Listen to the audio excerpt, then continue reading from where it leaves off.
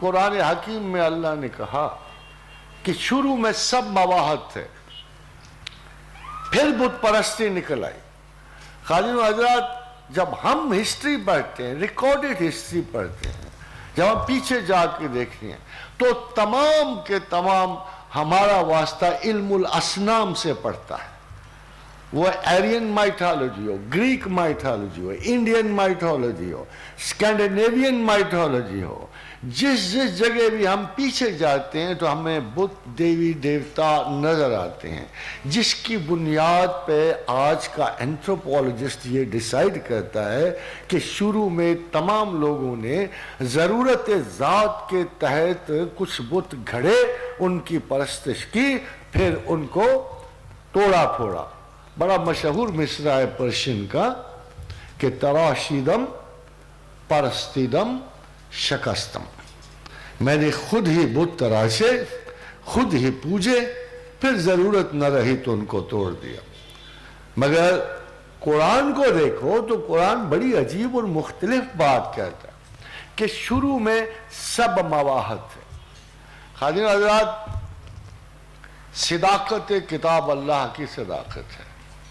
بہت پہلے میں نے ایک دفعہ کہا تھا کہ اگر ایک انسان 1000 غلطی کرے تو انسان رہتا ہے، وہ اپنے منصب انسانیت سے معزول نہیں ہوتا، بلکہ آج بھی ایک متفق علیہ جملہ اگر کتابی جملہ بولا جائے تو وہ کہتے ہیں ٹو آر ہز ہیومن، غلطی انسان کا منصب ہے، پر اللہ کا نہیں ہے۔ If a man makes 1000 mistakes, he still remains a man. But if God makes one mistake, he does not remain God. یہ یاد رکھیے گا۔ پھر اگر اللہ یہ بات کہے کہ شروع میں سب انسان مواحد تھے، پھر بعد میں انہوں نے بت پرستی اختیار کی، تو ہمارا فرض بنتا ہے۔ دیکھیں یہاں آ کر میں جو بہت ضروری بات کہتا چلا آیا ہوں کہ بغیر علم آپ کو قرآن کی کسی بات کی تصدیق نہیں ہو سکتی۔ اینڈ اٹس امپورٹنٹ کہ قرآن پڑھنے کا صرف اور صرف ایک مفصل اور مجمل طریقہ ہے، اور وہ طریقہ یہ ہے کہ قرآن سے پہلے تمام علوم کی وضاحت آپ کے پاس ہونی چاہیے، تاکہ بعد میں آنے والا کوئی یہ نہ کہے کہ قرآن نے پچھلی امتوں، پچھلی سوسائٹیوں، کسی نے سومیرینز، میسوپوٹیمنز کی نقل نہیں کیا۔ خدا کسی کی نقل نہیں کر رہا، بلکہ پتہ لگے کہ قرآن جو بات کہہ رہا ہے وہ اوریجنل ہے، فرسٹ ہینڈ ہے، اور صرف وہی انفارمیشن ہے جو پورے زمانے اور جہان میں سچی ہے۔ اب کوشچن یہ خدا کہتا ہے کہ سب پہلے مواحد تھے۔ خادم حضرات، مائتھولوجی سے کچھ پیچھے جانا پڑتا ہے، پری مائتھولوجی جانا پڑتا ہے۔ کتنا خوشگوار اور حیرت انگیز انکشاف ہوتا ہے کہ اللہ کی بات کتنی سچی ہے، اور خدا کی بات سے کس کی بات سچی ہو سکتی ہے؟ تمام مائتھولوجیز کے اینڈ میں ایک سنگل دیوتا، ایک سنگل خدا، وہ خدا جو تقسیم ہوا، جو انسان نے اپنی کمزوریوں کے تحت جسے بانٹا اور جس سے فوائد حاصل کیے۔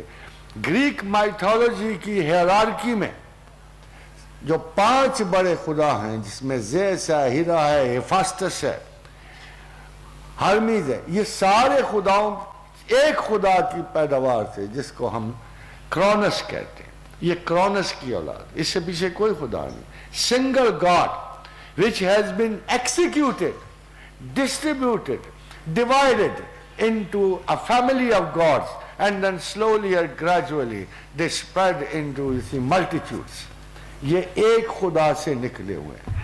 آرینز کو آ جاؤ، اپنے انڈین مائتھولوجیز کو آ جاؤ۔ شروع میں اگر آپ کوئی بھی تاریخ کی کتاب اٹھا کے دیکھ لو، پری ہسٹورک، تو آرینز صرف ایک خدا کے ساتھ ہندوستان میں داخل ہوئے، اس کا نام اندرا تھا۔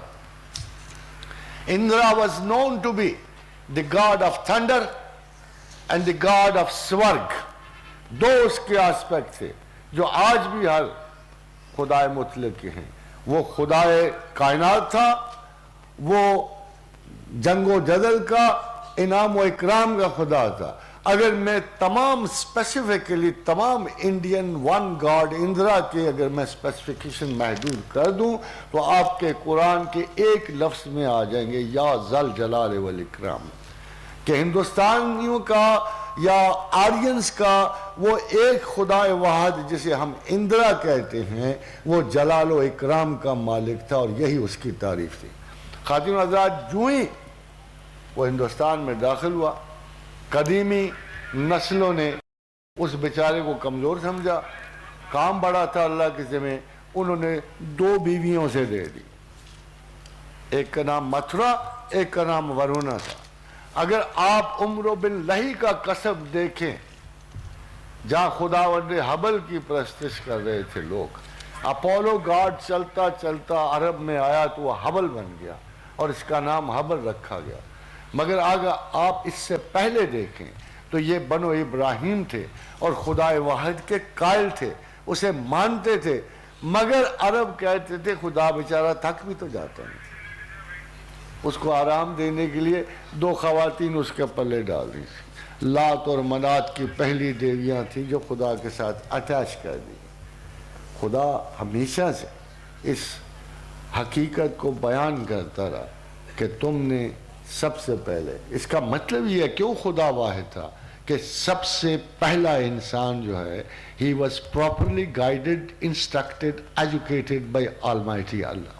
اور آج کے دن میں بھی ہمیں یہ خیال رکھنا چاہیے کہ خدا سچا ہے، جو اسے تقسیم کرتا ہے، جو اس کے کلام کو تقسیم کرتا ہے، وہ ایک قسم کی انٹلیکچول آئیڈل ورشپ کریٹ کرتا ہے. وہ ایسی نفسیاتی اور ذہنی بت پرستی تخلیق کرتا ہے جس کو کسی قیمت پہ جسٹیفائی نہیں کیا جا سکتا.